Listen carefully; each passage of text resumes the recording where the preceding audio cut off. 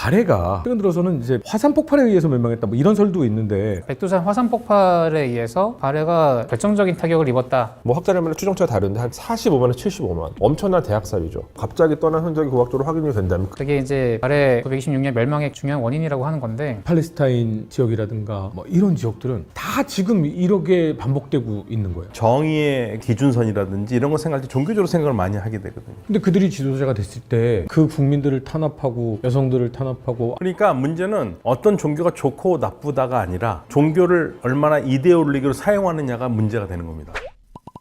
역사를 보다 가깝게 역사를 보다 재미있게 전해드리고 싶습니다. 역사를 보다 진행을 맡은 허준이고요. 오늘도 세 분과 함께 진행을 해보도록 하겠습니다. 안녕하세요. 반갑습니다. 안녕하십니까. 서울시립대에서 한국고대사 공부하고 있는 안정준입니다. 안녕하십니까. 서강대 유로메나연구소의 박현도입니다. 이슬람과 중동이 전공입니다. 예, 안녕하세요. 한국이집트학연구소의 광민수입니다. 이집트 고고학과 이집트학을 공부하고 있습니다. 요즘에는 좀 이제 쓰레기를 많이 배출 안 하고 싶은 분들은 이제 텀블러들 많이 사용하시더라고요. Look at history. 물론 고구려를 보통은 이제 전쟁을 통해서 우리 광개토대왕이나 장수왕을 통해서 좀 이제 차오르는 느낌으로 좋아하시는 분들은 많이 있습니다. 근데 고구려 문화에 대해서 생각해 보면 아는 게 하나도 없는 것 같아요. 음식, 복식 전혀 아는 게 없는 것 같다는 생각이 들거든요. 근데 제가 인터넷을 보니까 굉장히 재미있는 이야기가 떠돌더라고요. 고구려는 사랑에 굉장히 관대했다. 남녀가 눈을 마주치고 사랑에 빠지기까지 시간이 굉장히 짧았다. 말을 못하시네.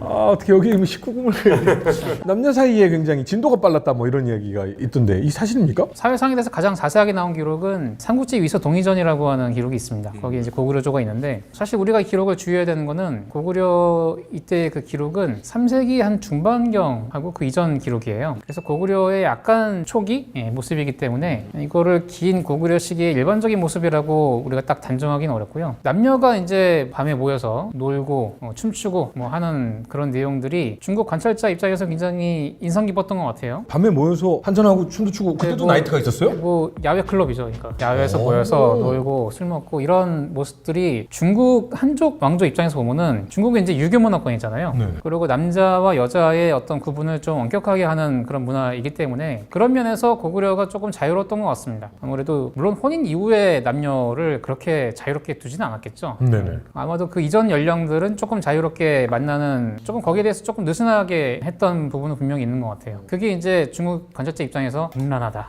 좀 모이면 서로 놀고 저렇게 뭔가 좀 부정적으로 하는 인상? 그런 부분들이 남아 있는데요. 그건 뭐 이제 중국인 관찰자 입장인 그렇죠, 거니까요. 그래서 너무 조선시대처럼 꽉 짜여진 그런 사회적으로 뭐 강상의 윤리가 엄연한데 어디 남자 여자가 이렇게 간자가지고 그런 분위기는 분명히 아니었다. 그거는 우리가 알 수 있죠. 자유스러운 연애를 추구했다. 자만추. 근데 자유로운 연애라고 하는 거는 우리가 조금 주의할 필요가 있는 게 당시에 지배층 귀족들은 다 가문 단위로 굉장히 자기 가문의 등급 이런 걸 굉장히 중요시했기 때문에 혼인도 하나의 가문의 등급을 올리기 위한 하나의 행위거든요. 그러니까 아무나 결혼할 수는 없는 거고 그래서 분명히 그런 면에서 결혼은 다 정략 결혼이죠. 귀족들 결혼은. 네네. 다만 그런 가운데서도 좋아하는 사람들하고 뭐 이렇게 연애하고 뭐 첩을 두거나 하는 그런 일들은 분명히 있었던 거고요. 그보다 좀 낮은 이제 평민들 일상이나 혼인들 보면은 당연히 그거보다는 조금 더 자유롭겠죠. 그럼 귀족이 평민이 되고 싶어 했다라는 설이 있던데. 네. 물론 연애에 있어서는 그렇게 하고 싶었겠죠. 고구려는 아닙니다만 그 신라 같은 경우에도 집에서 짝지어준 사람하고 만나기 싫어하거나 혹은 반대하는 사람하고 만나려고 막 도망다니고 뭐 이런 경우들은 열전 이런 데 많이 나와요. 김유신의 아버지 김세연이라는 사람도 그랬었고 김유신도 첩이 있었습니다. 육도품에 첩이 있었던 걸로 알려져 있어요. 뭐 그런 것들을 보다 보면은 이게 연애라고 하는 거는 단순히 그렇게 또 정략적으로 안 되는 부분도 분명히 있는 거죠. 자유롭게 또 있었던 것 같습니다. 이집트는 약간 개방적이었죠. 고대 이집트 말씀하시는 네네. 거죠. 뭐 현재 이집트는 아니겠죠. 이집트는 언제나 얘기할 때 그 예. 시기적인 범주를 딱 정해서 보통 저희가 궁금한 건 고대입니다. 그 고대 이집트 같은 경우도 이제 아마 고구려와 비슷하게 연애 단계에서는 비교적 자유로웠었던 것 같은데 혼인은 또 완전 다른 문제예요. 이집트는 무조건 파라오를 제외하고는 전부 다 무조건 일부 일처제고 그리고 혼인이 이루어진 시점에서 불륜이 발생한다. 굉장히 처벌이 엄격합니다. 불륜을 사회 조직 조직을 망가뜨리는 범죄라고 보통 평가를 했었고 이제 아무래도 이게 남성 중심의 사회다 보니까 남성들에 대한 처벌은 그래도 상대적으로 약했는데 여성들은 거의 대부분 다 사형이요? 사형으로 이제 왜냐하면 그런 불륜들은 거의 대부분 여성이 주도하에 이루어지는 일이다라고 평가를 했었어요. 그러다 보니까 이제 굉장히 처벌이 강력했죠. 근데 남성의 경우에도 그게 밝혀지면은 그 자기들의 그 원래 있었던 커뮤니티에 머물지 못하고 딴 곳으로 이동해야 되는 그런 상황들이 많이 발생했습니다. 이게 정근대 사회에서는 가문을 이어주는 게 자식 혈통이잖아요. 네. 근데 이게 그때 유전자 검사가 안 되잖아요. 네네. 그러니까 이게 혹시라도 다른 사람이 바람을 피거나 눈이 맞거나 하면은 이거 자기들 가문의 어떤 뼈대 자체가 흔들리는 문제이기 때문에 맞습니다. 아예 행위 자체를 엄격하게 제한하지 않으면 안 되는 게 정근대 사회의 특징이에요. 그리고 이집트에든 고구려도 마찬가지였을 겁니다. 그러니까 여성이 자식을 낳으면 이 자식이 분명히 그 여성의 자식인 거는 확인이 되잖아요. 그렇죠. 근데 아버지가 누구인지는 확인이 안 되는 경우들이 많기 때문에 300이라는 영화 제가 좋아하지 않습니까? 또. 예, 죄송합니다. 이제 페르시아는 등이 굽은 그 배신자가 그 아름다운 여인들과 쾌락과 환락의 장소에 빠지게 되는데 물론 이슬람 제국이 들어서고 나서는 달라졌겠지만 그 이전에 페르시아는 좀 개방적인 문화였던 건가요? 오히려 페르시아보다는 저 이제 그 이슬람 이전의 아랍 사회를 좀 얘기를 하고 싶은데요. 이슬람 이전의 아랍 사회는 물론 좋게 보지는 않거든요. 근데 좋게 보지 않는 것이 가장 많은 것 중에서 성적인 주도권을 여성이 가지고 있다고 봤어요. 유목민들 특히. 유목민들이 여자가 남자하고 사랑을 하고 싶으면 텐트 밖으로 신호를 하면 남자가 들어와서 사랑을 할 수 있는. 그러니까 남성 선택권을 여성들이 가지고 있었다. 이런 기록들을 남겨놨어요. 근데 이제 이슬람이 들어오면부터는 뭐 그거는 있을 수가 없는 일이고. 그래서 이제 현대 와서 뭐 여성의 해방론을 주장하거나 이런 사람들은 그런 얘기를 많이 하죠. 성적 주도권을 여성이 가지고 있었다. 이슬람 이전에는. 여성이 집을 준비해 갖고 가야 되네요. 집에서 집이라 봤자 뭐 텐트니까요. 텐트를 이제 네. 준비할 거면 네. 오늘은 오케이. 그럼 이제 남성이 이제 들어올 수 있고. 네, 선택권 여성이 있다고 그러죠. 근데 사실은요, 여성이 성적인 주도권을 가지고 있는 거는 동물 사회에서는 너무 당연한 거예요. 인간을 동물이라고 본다면 동물들이 번식을 하기 위해서 암놈들이 순놈을 고르는 거거든요. 강한 유전자를 찾아다니죠. 예, 모든 동물들이 말도 그렇고요. 근데 이제 인간 사회에서만 이제 좀 덜 그러는 것뿐이죠. 알겠습니다. 네. 예전에 다른 교수님들이 왔을 때도 뭐 이야기거리가 있었는데요. 발해가 최근 들어서는 이제 강 교수님의 의견은 좀 많이 와해돼 있었기 때문에 그렇게 멸망한 것이다라고 했지만 화산 폭발에 의해서 멸망했다 뭐 이런 설도 있는데 고대사를 연구하시는 입장에서는 어떻게들 많이 얘기하세요? 저희가 이제 연구하는 입장에서는 저희 이제 문헌을 가지고 연구를 하다 보니까 처음에 이렇게 주목하지는 않았었는데 이게 처음에 제시됐던 게 백두산 화산 폭발에 의해서 발해가 아마 이제 경제적으로 정치적으로 결정적인 타격을 입었다. 그게 이제 발해 926년 멸망의 중요한 원인이라고 하는 건데 그게 입증이 되려면은 일단 화산 폭발 시기가 명확하게 입증이 돼야 될 것이고요. 또 하나는 그로 인한 어떤 사회 경제적인 혼란이라고 하는 게 기록에 나와야 돼요. 나와야 이게 발해의 어떤 멸망의 중요한 원인이 될 수 있겠구나라고 우리가 판단할 수가 있는 건데 지금 그 두 가지가 다 불명확합니다. 화산 폭발이 언제 되는지도 불명확해요. 발해가 멸망했다고 하는 920년대 그 이후에 터졌다고 하는 설도 지금 강하게 있거든요. 그 부분이 지금 명확하게 규명이 안 돼 있는 상황이고 또 그렇게 큰 혼란이 있었다고 하면은 뭔가 기록이 나와야 되는데 기록에 지금 나오는 게 없어요, 별로. 그래서 역사를 공부하는 입장에서는 이게 참 결론 내리기가 좀 어려운 문제인 거죠. 문헌하는 사람들 입장에서는 그렇게 딱 인정하지 않는 그런 설입니다. 현재로서는. 그냥 음모론 정도로 음모론이라고 딱 단정할 수도 없고요. 만약에 터진 시기가 명확하게 입증이 된다면은 그 고고학적으로 만약 그런 것들이 그 지역에 끼친 영향이 나중이라도 드러날 수 있다면 뭔가 갑자기 사람들이 어떤 주거지를 이제 버리고 갑자기 떠난 흔적이 고학적으로 확인이 된다면 그 시기 동안에 그러면 어느 정도 설득력 있는 설이 될 수 있겠죠. 한 가지 설 정도로 지금은 현재 제기되는 설 정도로 바라봐야 된다. 그러니까 그 이제 발해가 멸망했을 즈음에 화산이 폭발했던 것처럼 보이는 정황이 있으니까 뭐 이런 되게 극단적인 자연 재해는 언제나 큰 정치적 변동이랑 같이 엮여서 설명이 되는 것들이 많이 있거든요. 그러다 보니까 아마 그런 설이 이제 만들어진 것이 아닌가 하는 생각이 드네요. 그러면 고대사 연구하시는 분들한테 발해의 멸망의 가장 직접적인 원인은 어떤 거라고 그러면 알려져 있습니까? 발해 멸망 같은 경우에는 물론 직접적으로는 그 거란 요해 침공에 의해서 멸망한 건데 이미 그 이전에도 발해가 사실은 내부적으로 상당히 좀 분열의 어떤 상황 속에 있었던 것 같습니다. 발해의 주축이 되는 주요 주민들은 말갈이라고 하는 부족인데 이 말갈 주민들도 사실은 내부에 여러 계통이 있어요. 여러 계통의 이 말갈인들이 발해 내부에서 초창기에 뭐 무왕 때, 문왕 때 상당히 선왕 때 통합이 돼 있었습니다만 그 이후 내부에는 우리가 이제 명확한 어떤 기록을 통해서 그것이 이제 분열되어가는 어떤 과정들을 지금 이야기하기는 좀 어렵습니다만 말기엔 통합이 상당히 느슨하게 돼 있었고 내부적인 어떤 분열이 있었기 때문에 요 나라에서 굉장히 짧은 기간 안에 공격에 의해서 이제 망하게 굉장히 되는, 짧았죠. 예, 그게 아마 이제 그런 어떤 분열이 원인이 됐다고 보고 있죠. 뭐 화산 폭발도 당연히 큰 사건이고 여러 가지 자연재해들도 한 국가에 미치는 영향력이 엄청난데 역사적으로 보면 재난급의 사건들이 분명히 많이 존재하잖아요. 교수님들이 봤을 때는 야 이거는 진짜 역사 속에서 엄청난 재난급 사건이었다라고 보시는 좀 사건들이 있나요? 역사적으로 발생했었던 여러 가지 사건들 가운데서 물론 사람이 주체가 된 사건이지만 상당히 끔찍하게 극단적으로 벌어진 사건 중에 하나가 그 3차 포에니 전쟁이라고 생각을 해요. 그러니까 기원전 149년에서 146년 사이에 있었던 그 당시에 이제 떠오르던 이미 이제 그 당시는 거의 주중에 패자가 되었었던 로마와 당시는 이제 공화정 로마죠. 그다음에 그 이전 세대 동안에 주중에 어떤 이 통상을 지배했었던 카르타고 안의 마지막 전쟁인데 이 당시에 어떤 상황이 있었냐면 이게 이미 이제 2차 때 그 한니발 전쟁이라고 불리는 그 2차 포에니 전쟁 때 카르타고가 이제 패배하고 그리고 나서 로마와 일종의 굉장히 불평등 조약을 맺어요. 그러니까 모든 거를 로마가 다 통제하는 카르타고의 모든 것. 심지어는 전쟁 발동권조차 그러니까 카르타고는 로마의 허락을 받지 않으면 전쟁을 시작할 수 없는 이런 상황 속에서 카르타고 옆에 있는 인접국이 있어요. 그러니까 카르타고는 오늘날의 이제 튀니지 지역에 있었던 국가고 그다음에 옆에 이제 모로코 지역에 있었던 그 누미디아라고 하는 기병이 유명한 누미디아가 이제 요 상황을 놓고서 이제 카르타고에 계속 한 대 치는 거예요. 시비를 계속 거는 거예요. 그 당시 이제 그 누미디아의 왕이 마시니시라고 하는 왕이었는데 카르타고가 이제 열받죠. 계속 건드니까. 네. 그래가지고 카르타고가 이제 원래는 전쟁을 시작할 수 없는데 로마의 허락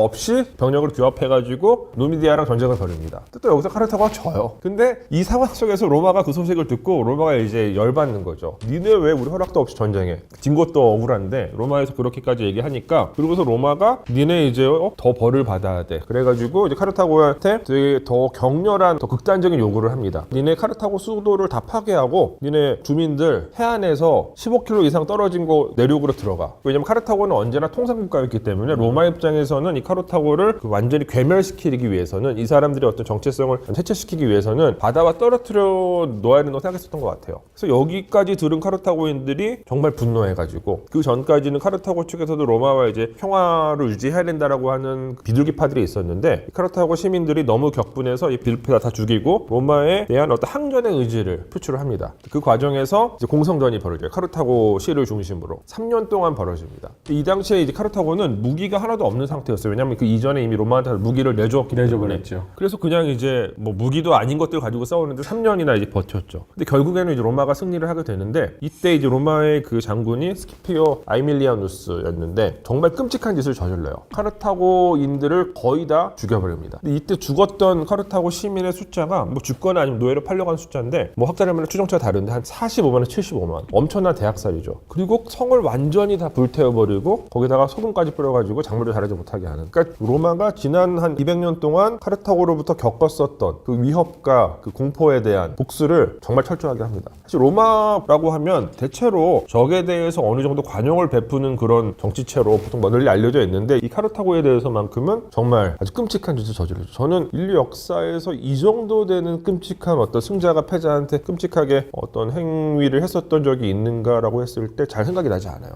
요거를 한번 지금 생각을 해봤습니다. 그러니까 참 오래된 일이기도 하지만 돈으로 평화를 살 수 없다라는 가장 큰 배움의 기준이 맞습니다. 되는 그런 역사가 아닌가. 예. 박현도 교수님은 혹시 이런 우리가 뭐 이슬람 중동 역사에서 가장 화려한 도시라고 그러면 762년에 지금의 이라크의 수도 바그다드를 계획도시로 만들거든요. 이슬람 문명 영광의 상징인데 이 도시가 1258년에 몽골군에 완전히 유린당해요. 근데 기록들은 몽골군이 남긴 기록이 아니라 이제 무슬림 쪽에서 남긴 기록인데 모든 책들을 다 강에다 다 던져서 강이 잉크로 시커매졌다라든지 개 한 마리 남기지 않고 다 죽였다든지 이런 참혹한 얘기들이 많이 있어요. 물론 과장된 것도 많지만 그런데 1258년에 몽골의 바그다드 정복을 지금도 무슬림들이 서구에 앞섰던 이슬람 문화가 뒤처진 재앙이라고 생각을 해요. 그래서 재앙 1호입니다. 그런데 그게 이제 13세기의 재앙인데 저는 거기에 한 가지 더 붙여서 같은 도시에 일어난 또 다른 재앙은 이건 21세기에 일어난 미국의 바그다드 침략이에요. 그러니까 2003년에 아들 부시의 바그다드 침략은요, 이라크 침공은 아무 이유가 없는 전쟁이에요. 전쟁 내건 거는 대량 살살 무기라고 그러는데 살살 무기도 없었고 실질적으로 석유 때문에 들어간 거거든요. 그런데 왜 제가 이걸 말씀을 드리냐면 미국이 오늘날 뭐 이란이 세졌다고 막 난리를 치면서 지금 이란 잡아야 된다 뭐 이런 얘기를 많이 하잖아요. 근데 그거를 만든 나라가 미국이에요. 이라크 사담 후세인을 제거하면서 사우디아라비아가 그렇게 하지 말라고 그랬는데 사우디아라비아가 뭐라고 그랬냐면요, 미국에 이라크에 지금 사담 후세인을 지금 제거하면 이라크는 그냥 이란에 갖다 바치는 거다, 하지 말으라고 그랬는데 결국은 했죠. 그래서 오늘날 지금 일어나고 있는 모든 중동 지형의 정세를 만든 게 2003년에 미국의 이라크 전쟁입니다. 그러니까 이게 1258년 몽골의 침략, 2003년 미국의 침략이 같은 도시에 두고 한 거를 그대로 어떤 면에서는 한 도시에 두 번의 재앙이 크게 왔고요. 그러다 보니까 바그다드를 침략 당하기 직전에 사담 후세인이 뭐라고 그랬냐면 미군이 온다고 그랬을 때 미군은 뭐라고 그랬는지 아세요? 제2의 몽골군이 온다고 그랬어요. 그리고 그 당시 1258년에 몽골군의 성문을 열어주었던 재상이 쉬아파의 알까미라는 재상인데 제2의 알까미가 쉬아가 있을지 모른다고 그런 얘기를 했던 거예요. 역사는 반복된다라는 그 슬픈 이야기를 그대로 보여주는 재앙입니다. 미드라고 하죠. 미국 시리즈 드라마 중에 한 미국 군인이 부상을 입고 어떻게 하면서 이슬람 사람들에게 뭐 고문도 당하고 뭐 이렇게 있다가 나중에는 미국의 뭐 부통령도 되고 막 해서 이렇게 하는 그런 드라마가 있어요. 근데 이제 거기에 내용을 보면 그냥 평범한 중동의 국가가 어떤 모습이 나오고 아이들이 막 뛰어노는 모습이 보는데 폭격 소리와 막 터지는 소리, 비참한 아이들의 모습 막 이러고 한편에서는 원리주의 극단주의자들이 아이들을 세뇌시키고 교육하는 모습, 그리고 나중에 이 아이들이 조금 자라서 폭탄 테러를 하러 가는 모습, 이런 게 당연한 일상처럼 이렇게 보여지는, 그리고 그 아이들은 너무나도 당연하게 나는 국가를 위해 이슬람을 위해 이렇게 해야 돼, 그리고 이 피해를 받은 이슬람 원리주의자들은 너희들이 우리를 이렇게 만든 거야, 우리가 시작한 게 아니야, 뭐 약간 이런 어떤 그 뉘앙스의 어떤 드라마가 있거든요.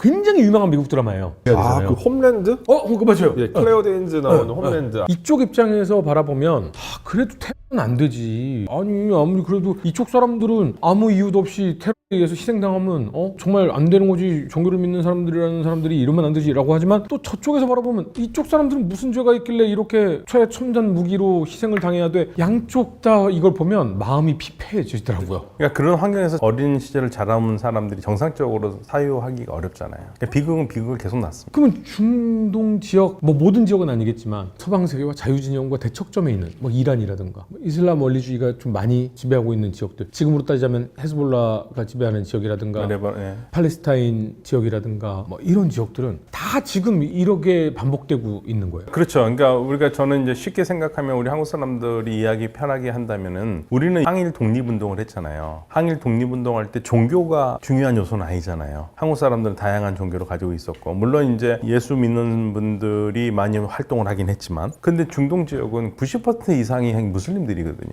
그러니까 무슬림들이니까 이 사람들이 방어의 기제라든지 정의의 기준선이라든지 이런 거 생각할 때 종교적으로 생각을 많이 하게 되거든요. 그러다 보니까 독립운동이라든지 저항운동이 그냥 세속적 기준에서 나온 게 아니라 이 표현들이나 이런 것들이 전부 다 종교적 표현들이 많을 수밖에 없어요. 그러니까 밖에서 보기에는 광신도로 보이는 거죠. 우리하고 완전히 그 패턴이 다른 삶인 거죠. 그런 부분에서. 그래서 이제 안에서 그런 활동하는 사람들은 그런 얘기를 해요. 우리가 괜히 그러느냐, 우리를 이렇게 못 살게 울고 괴롭히면 우리가 할 수 있는 건 이거밖에 없지 않느냐, 이렇게 하는 거고, 밖에서는 그게 아무리 그렇다고 그런다고 해서 너 그런 식으로 하면 되겠냐, 이런 식으로 하는 거고, 계속 이게 반복이에요. 근데 그들이 지도자가 됐을 때 그 지도자들이 하는 행태를 보면 그 국민들을 탄압하고 여성들을 탄압하고 아이들을 탄압하고 부패한 정부가 들어서고 하는 과정들이 또 반복되잖아요. 그렇죠. 그러니까 문제는 어떤 종교가 좋고 나쁘다가 아니라 종교를 얼마나 이데올로기로 사용하느냐가 문제가 되는 겁니다. 그러니까 기독교가 나쁘다, 뭐 이슬람이 나쁘다, 이거는 바보 같은 말이고요. 그 기독교나 이슬람을 어떻게 자기의 정치적인 목적으로 쓰느냐. 그 나쁜 정치가와 독재자가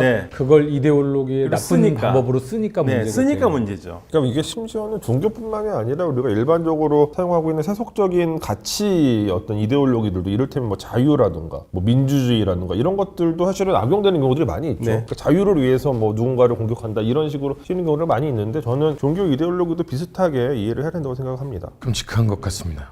한국 고대사에도 어떤 끔찍한 사건이라고 바라보는 게 있으면 어떤 게 있을까요? 글쎄요, 앞에 두 선생님들 말씀하신 거하고는 조금 결이 달라서 좀 가벼웠으면 네. 좋겠습니다. 가벼운 거, 약간 해프닝에 가까운 거. 네. 한국 사람 관련 있다고 하기 조금 애매한데요. 우리가 보통 요동이라고 하는 지역이 나중에 고구려에 의해서 서기 400년 정도에 영토화 됩니다만 그 전에는 중국의 하나의 요동군이었다가 나중에 후한 이후에 좀 혼란스러워지면서 이 지역에 하나의 군벌이 들어와요. 그 사람이 이제 보통 공손도 혹은 공손탁이라고 하는 사람이거든요. 요동태수로 왔다가 이 지역이 자기 고향이기도 하고 살만한 거예요. 사람도 많고. 그래서 그 지역에 딱 자리 잡고서 여기서 뭐 조조 싸우고 뭐 유비 싸우고 송건 싸우고 이런 거 지켜보면서 지형도 험고하겠다. 가만히 거기서 버티고 있습니다. 삼국지에 나오는 그 공손찬의 그 공손 지역이 원래부터 그쪽의 공손이군요. 네, 근데 공손찬하고는 공손도하고는 좀 다른 인물이고요. 네, 어쨌든 공손도, 공손탁이라고 하는 인물은 요동 지역을 중심으로 있었어요. 근데 이 지역에 있다가 중국 지역이 위초고 삼국이 정리되거든요. 근데 오나라 쪽에는 그 송건이 있었죠. 근데 아무래도 북쪽에 위나라가 너무 강한 거예요. 너무 강하니까 거의 그 천하의 6할에서 7할 가까이 인구를 먹고 있었습니다. 그러니까 이거 어떻게든 자기 동맹 세력이 필요한데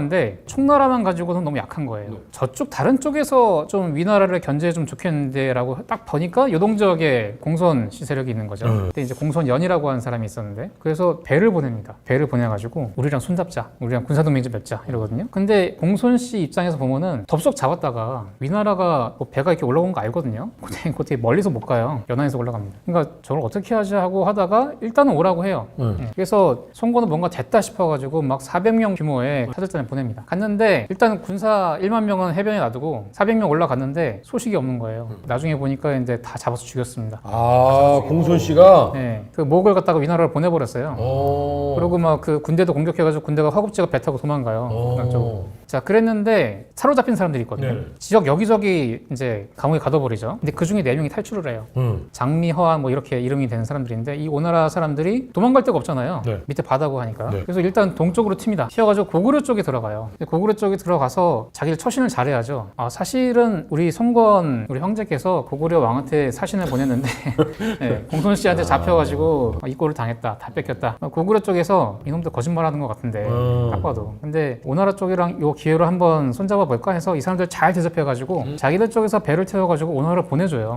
거기다가 선물까지 딱 실어가지고. 그러니까 송건이 딱 보니까 자기 실수 때문에 지금 공손 씨한테 속아서 엄청 손해를 입었거든요. 입었는데 그 동쪽에 고구려가 또 자기랑 손잡자고 하니까 꽁다. 네, 나름대로 이거 이제 기회다 해서 고구려랑 잘해보자. 그래서 대규모 사절단을 또 고구려로 또 보냅니다. 이때 고구려의 왕은 누구였죠? 동천왕이라고 하는 사람이 있어요. 아, 아직까지는 고구려 이제 정기였죠. 전성기는 아니었는데 그 사절단이 갔어요. 갔는데 사절단이 가서 이제 그 고구려 수도 쪽에서 이제 잔치 연회도 베풀어주고 한다고 하니까 딱 기다리고 있는데 분위기가 뭔가 좀 이상해요. 근데 그쪽에 중국 사람이 한 명 있었던 모양이에요. 와가지고 귓속말을 해주는데 고구려에서 위나라하고 지금 몰래 서신 주고받고 있다 하는 거죠. 이 오나라는 위나라한테 걸리면 큰일 나거든요.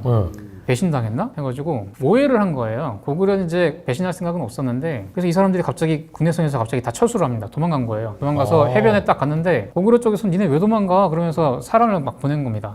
왜 도망갔어? 우리 잘해주려고 하는데 근데 거기서 오나라 사람들이 위기감을 느끼고 이 고구려 사람들 수십 명을 잡아가지고 밧줄로 묶어요. 아, 이거 조조가 도망가다가 돼지 잡는 칼 지 잡는 줄 알고 공격한 거랑 비슷한 느낌이네요. 그리고 막 서로 대치를 합니다. 고구려 사람들하고 대치를 하고 항구에서 그러다가 오나라 쪽에서는 이제 이거죠. 우리 니네랑 교역하면서 니네 쪽에 좋은 말이 많이 있다고 들었는데 군마하고 이런 거 좀 받고 싶으니까 그거 좀 내놔라. 고구려 쪽에서 내놨어요. 어쩔 수 없이 사람 잡고 있으니까 내주고 하니까 꽤 많이 준 모양이에요. 한 100 몇 표 준 모양입니다. 일단 대기 해가지고 자기들 배에다가 말을 막 치는데 배가 작아서 다 못 실어요.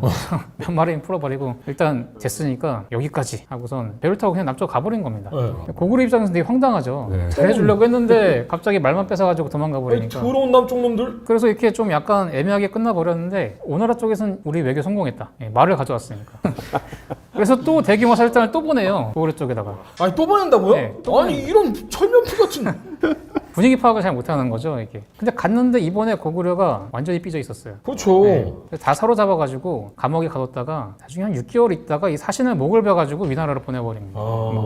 그래서 완전히 깨져버린 거예요. 그래서 이제 오나라도 완전히 외교 파탄 났고 그렇게 됐는데 위나라가 문제는 이제 여기서 그냥 끝났으면 아무 문제 없는데 위나라가 이 상황들을 동쪽에서 벌어진 상황들을 보니까 이놈들이 지금 우리 경계하겠다고 지들끼리 손잡고 뭐 고구려 손잡고 공손시 손잡고 이러고 있으니까 황당한 거죠. 이거 그대로 놔뒀다가 안 되겠다. 그동안 봐주고 있었는데 그래서 요동에 있는 세력들을 좀 정리해야 되겠다라고 해서 일단 동쪽에 있는 제일 걸리는 놈들이 요동 지역의 공손시 세력이거든요. 요거를 이제 공손시 세력을 치려고 자기 남쪽에 있던 에이스를 불러왔어요. 사마이라고 하는 그 유명한 사람이죠. 사마이를 불러와서 그 사람 밑에 있던 4만 명의 군대가 위나라 최강의 정예 군대입니다. 제갈량 이제 상대하고 있던 사람 불러와가지고 위나라 명제였는데 황제가 이거 뭐 사실 사마군까지 우리가 보낼 일은 아닌데 이번 참에 동쪽 지역을 확실하게 정리를 좀 해보고 싶다. 사마이 자네의 생각은 어떤가? 그러니까 제 생각에는 지금 공손 씨 입장에서는 저희 군대가 가면 저쪽 동쪽까지 도망가야 지가 살 수 있는데 아마 공손 씨가 자기 수도 버리고 그런 짓은 못 할 겁니다. 왜냐면 배포가 작으니까. 그래서 아마 제가 가면은 기껏해야 막다가 포위돼서 죽을 겁니다. 제가 가면 끝날 수 있습니다. 실제로 그래서 사마이가 군대를 몰고 갔더니 당시에 공손령이 나와서 아들이랑 나와서 막다가 결국은 못 막고 이제 사마이한테 격파 당합니다. 포위 당해가지고 결국은 요동 지역이 사마이한테 완전히 함락을 당하죠. 그래서 공손 씨 정권이 50년 만에 끝나요. 사마이가 여기서 어마어마한 복수를 합니다. 거의 15세 이상의 남자들을 잡아다가 싹 다 죽여요. 네, 관직에 있는 사람들까지 포함해서. 그래서 사마이가 굉장히 어떻게 보면 이제 과단성인 사람이거든요. 이 지역에 있는 시신을 갖다가 막 이렇게 쌓아 올립니다. 경관이라고 하는데 그 위에다가 이제 흙을 또 쌓아 올리고 해서 이게 탑처럼 이제 쌓아 올린 겁니다. 인골탑을 만든 거죠. 일종의 경고형입니다. 만들어 놓고 그 지역까지 반란을 일으킬 수 있는 사람들 싹 다 정리한 다음에 돌아가 버려요. 이렇게 해서 공손 씨가 사실은 이제 오나라 쪽에 송건이 뿌린 하나의 싹이죠. 괜히 건드렸다가. 그리고 고구려까지도 이제 거기서 눈치를 보다가 사실은 이제 사마이가 원정할 때 이제 조금 도와줬었는데 사마이가 그걸 만족할 리가 없죠. 동쪽에 있는 고구려 지역까지 이제 들어오는 겁니다. 그래서 고구려까지 전쟁을 벌이고 결국 고구려 동천왕이 거기서 크게 패한 다음에 동쪽 끝까지 도망가요. 반구검. 네. 그래서 그때 고구려 수도 함락되고 고구려 수만 명의 사람들이 또 중국으로 잡혀가고 이 동쪽 지역이 완전히 정리가 돼버린 그런 상황이 됐습니다. 어떻게 보면은 동쪽 지역에 어떤 파국, 위나라라고 하는 어떤 거대한 이 국가가 있었고 아직까지 거기 대항할 힘이 없는 이 요동 지역에 있는 세력들이 남쪽에 오나라의 송건이 잘못 건드리는 바람에 다 휘말려가지고 이제 큰 파국을 맞는 그런 나비 네, 상황. 효과군요. 송건이 쥐 같은 그 송건도 엄청난 피해를 입었고요. 자기도 정치적인 큰 잘못된 판단 때문에 이제 피해를 입었는데 말 100마리 네, 없고. 하나의 해프닝이자 최악의 사건이라고 할 수 있죠. 외교적 파국일 수 있는. 원래는 국경을 맞대고 있는 나라가 좀 멀고 국경을 좀 멀리 두고 있는 나라끼리 손을 잡았어야 되는데 이때 손건이 고구려와 잘 관계를 했었더라면 이건 위나라를 양쪽에서 압박을 해서 그럼 좀 달라졌을까요? 삼국의 그 정세가? 글쎄요. 사실 동쪽 지역의 정세가 큰 영향을 줬다기보다는 제갈량이 그때쯤에 이제 사망하거든요. 네. 오장원에서 이제 사망을 합니다. 그러니까 사마이를 빼올 수 있었던 거예요. 오장원의 별. 이게 근데 이거는 또 모르는 겁니다. 이때 만약에 송건과 고구려가 손을 잘 잡았습니다. 그래서 힘을 잘 키우면서 연합을 했다라는 소식을 제갈량에게 보냈더라면 제갈량이 이 소식을 듣고 건강을 다시 회복하는 거죠. 그래서 삼자 동맹이 이루어지면서 세 군데에서 위를 압박하는 거죠. 그 위험. 쉽지는 않았을 거예요. 위나라가 점점 강해지고 있는 상황이었기 근데 때문에. 이거는 어떤 그러니까 역사적으로는 뭐 이제 사실이 아니지만 우리가 역사 가정을 해서 쓰는 여러 가지 뭐 소설이라든가 네. 웹툰이라든가 이런 거에 좋은 소재가 될 수 있을 것 같아요. 그러게요. 만약에 이걸로 쓰시는 분이 있으시면 다 허준님한테 공을 돌리셔야 될 것 같습니다. 송건이 외교적 감각이 너무 없었어요.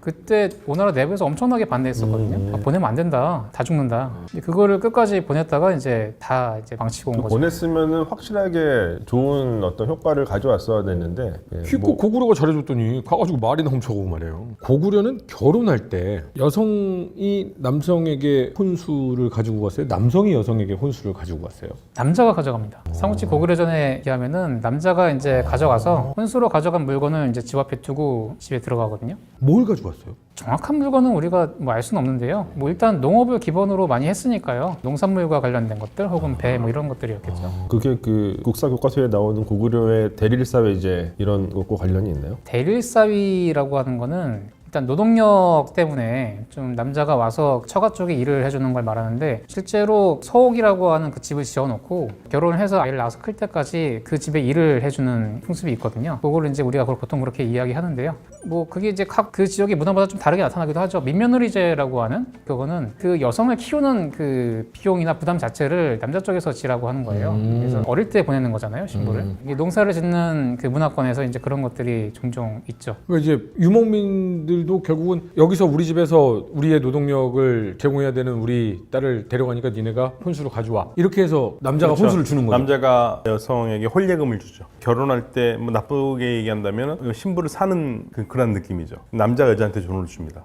노동력을 가져가는 대가 뭐 약간 이런 느낌이 있는 건가요? 그것보다도 보통은 이 무슬림들은 지금도 그러는데 과거부터 결혼을 하기 전에 혼인이 성립이 되려면 남자하고 여자가 성립하지 않아요. 결혼할 신랑과 신부 측 남자 대리인이 만나서 결혼 조건을 결정을 지어요. 그래서 남자 쪽에서 얼마를 줘요. 여성 목으로. 그러면 이슬람은 여성에 대한 인권이 굉장히 낮다라고 했는데 그럼에도 불구하고 이슬람은 여성이 유산을 물려받잖아요. 그러니까 여성의 인권이 낮다라는 것은 이제 근대에 들어와서 다른 지역이 너무나 발전을 하니까 무슬림 지역이 낙후되게 보이죠. 그런데 그전에는 여성들이 상속권을 가지고 있었으니까 다른 지역에서는 여자에게 상속권이 없었잖아요. 여자가 상속을 못했습니다. 근데 여기 무슬림들은 이슬람이 들어오면서 여성들에게 상속권을 줬기 때문에 남자의 반이긴 하지만 그거 어마어마한 사건이거든요. 그런데 근대에 들어와가지고 서양에서는 이제 처음으로 여성의 상속권이 나오잖아요. 그러니까 그보다 훨씬 빨랐습니다. 근데 다른 것들이 늦었죠. 예를 들면 이제 특히 여성들에서 문제가 되는 게 이제 인식의 차이라는 건데 전통 무슬림들에게 얘기하면은 니네들은 왜 여성들을 이렇게 하느냐 그러면 우리 여성을 보호한다 그러거든요. 대체적으로 그런 얘기를 많이 해요. 근데 이제 현대 사회에서 남녀 평등 얘기할 땐 보호라는 개념을 쓸 수가 없잖아요. 그쵸. 예, 그런 점 차이가 있는 거고. 제국주의 국가들도 그런 말 많이 하죠. 예. 그런데 저는 이게 종교의 문제라고 보지 않습니다. 저는 이건 생산 양식의 문제라고 봅니다. 산업구조. 제가 항상 하는 얘기인데 무슬림 문화권에서 우리보다 훨씬 여성의 정치 참여율도 높고 높은 나라가 튀니지입니다. 튀니지의 여성의 정치 참여율은요 한국, 일본보다 훨씬 높아요. 그런데 중동 같은 무슬림 문화권이요 같은 중동에서 사우디 이런 데는 최악이잖아요. 요즘 많이 나아졌습니다만 근데 그걸 같은 이슬람으로 설명할 수 있느냐 없다라는 얘기예요. 그래서 산업구조. 석유가 많이 나오는 나라는 여성의 인권이 낮을 수밖에 없고 석유가 안 나오는 나라는 값싼 여성 노동력으로 산업을 일으켜야 되기 때문에 여성들의 사회 진출이 활발할 수밖에 없고 이거는 이슬람의 문제가 아니라 자원의 문제다. 고대 이집트도 혼수가 있어요. 근데 기본적으로 이제 말씀하신 것처럼 고대 이집트에도 여성들이 남성과 동등하게 유산에 대해서 상속권이 있어요. 똑같이 있어요. 아주 이례적인 사례이긴 한데 기록으로 남겨져 있거든요. 어떤 거냐면 어떤 부부가 있습니다. 근데 이 부부는 그러니까 엄청 귀족층은 아니고요. 그러니까 중상층 정도 되는 그런 부부인데 자식이 없어요. 만약에 자식 없다가 그 남편이 죽으면 남편의 재산을 누군가한테 물려줘야 되잖아요. 근데 그 물려주는 과정에서 자기 아내한테도 물려줄 수 있긴 하지만 분명히 친척들이 다 유산에 대한 그 계승권이 있어요. 친척도요? 친척도 있죠. 그러니까 이제 자식이 없으니까. 그래서 어떤 편법을 쓰냐? 되게 재밌습니다. 자신의 부인을 자신의 딸로 입양을 해버려요. 법적으로. 그렇게 했기 때문에 이 남편이 죽고 나서도 모든 유산에 대한 권리는 다 이 부인이 갖게 되는 거예요. 딸이니까 법적으로. 그런 어떤 문서가 남겨져 있고요. 실제로 이 문서 바로 뒤에 또 쓰여져 있는 기록을 보면은 이번에는 이제 한 시간이 한 10몇 년이 흘렀어요. 남편은 죽었어요. 부인이 자기 이제 그 가게의 가장이 된 건데 그 사이에 이 자식이 없으니까 이 남편과 부인이 이 남편의 어떤 그 여종한테서 태어난 일종의 뭐 첩이죠. 첩한테 태어난 자식들을 부인이 다 데리고 키워요. 그러니까 3명의 남매인데 이 부인이 뭘 기록을 해놓냐면 자신의 재산을 그러니까 남편한테 유산으로 물려받은 재산이겠죠. 이 재산을 자신의 입양한 아들과 딸들한테 전부 다 계승한다. 그리고 여기에 그러니까 입양한 자식은 3명인데 자식을 4명으로 기록을 해요. 누구냐면 첫 번째 딸이랑 결혼한 사위예요. 그러니까 이 사위가 이 집에 이제 가교로 편입이 된 거예요. 그러니까 이때 이제 혼수를 갖고 왔었는지는 알 수 없지만 사위임에도 불구하고 이 집안 사정상 이 집에 이제 첫 번째 딸이랑 그것도 입양한 첫 번째 딸이랑 결혼을 해서 이 집의 가장으로서 자기의 딸의 이제 어머니죠. 그러니까 법적인 어머니한테 재산을 전체로 다 물려받을 권리를 갖게 되는 거죠. 그런 방식으로 이제 사회가 존재했었습니다. 그러니까 무슬림 문화권은 이 이슬람 이전에는 상속이 수평이에요. 그러니까 아버지가 돌아가시면 형제들 이한테 가거든요. 그 미성년자가 일 경우에는 아들이 한 푼도 못 받을 수 있어요. 그거 막 형제들이 욕심 부리면 아들한테 안 주고 막 그래요. 그래서 이슬람이 들어서면서 이게 수직 상속으로 바뀝니다. 수직 상속. 그리고 여성들에게도 상속권을 줘요. 2분의 1을 줍니다. 어마어마한 사건입니다. 보호구려는 상속 어떻게 했습니까? 상속은 알 수 없는데요. 기록이 안 되고 있습니다. 그러니까 한국 같은 경우에도 고려 시기는 확인할 수 있으니까요. 조선 전기도 확인할 수 있는데 17세기 이전까지는 남녀 균분 상속으로 많이 알려져 있죠. 아들, 딸, 형제들 다 동일하게 상속하는 간다. 그리고 그 원칙의 근거는 자녀 윤회봉사라고 해서 남자 형제들 그리고 여자 형제들 다 돌아가면서 공평하게 부모 제사를 지낸다. 부모에 대한 그 제사 의무를 동일하게 지는 거를 원칙으로 해서 제사를 네. 여자와 남자가 동일하게 다 지내요? 네, 그렇게 했었죠. 했는데 거기 한 17세기 중반 후반 정도를 기점으로 해서 중국의 종법제도와 성리학적인 이념 질서가 강화되면서 남자의 그 장자 중심으로 다 전환이 되는 거죠. 그 유교 성리학이 들어오면서 이게 완전히 바뀐 거군요. 딸하고 아들이 똑같이 제사를 지내고 똑같이 재산을 받았었으면 현지하고 똑같네요. 네, 맞아요. 지난 시간에 얘기를 하다가 안 교수님께서 그 얘기를 해주셨는데 수와 단이 고구려를 괴롭히러 들어왔다기보다는 고구려가 먼저 결단을 내렸다. 이 얘기를 좀 하고 싶었다. 우리가 보통 고구려 수나라 전쟁에서 한 가지 인상 깊게 받아들이는 것 중에 사건 중에 하나가 네. 고구려 영양왕 때 그때 이제 수나라 문제 때였는데요. 양제의 아버지죠. 고구려가 선제 공격을 했다고 하는 거. 그게 굉장히 이제 인상 깊게 알려져 있어요. 그래서 전쟁은 고구려가 시작했다. 뭐 이렇게 이야기하는데 사실은 그것이 뭐 전쟁의 꼭 발단이다. 뭐 그렇게 이야기할 수도 있겠습니다만 그 이전에 이미 수나라가 남북조를 통일한 이후에 남조를 통일하고 나서 수나라는 과거에 고구려와 중국 왕조 사이에 있던 사실은 나름의 힘의 균형 관계가 있었거든요. 요소 지역에는 고구려와 중국 왕조가 딱 경계에 맞닿은 게 아니고요. 그 사이에는 거란이라든가 말갈이라든가 이런 세력들이 작은 부족 단위로 있으면서 중국 왕조와 고구려 쪽에 붙는 이쪽에 붙고 저쪽에 붙고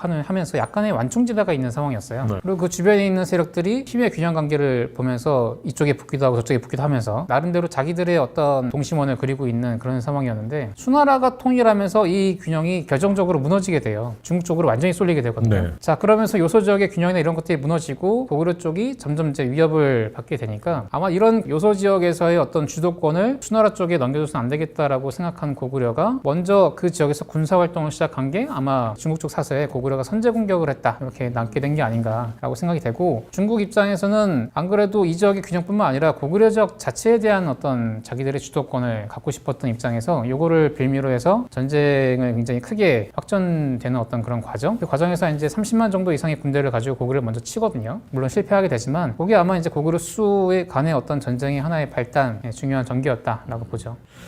오늘 또 세 분 덕분에 즐거운 시간이었고 유익한 시간이었습니다. 수고 많으셨습니다. 감사합니다. 고맙습니다.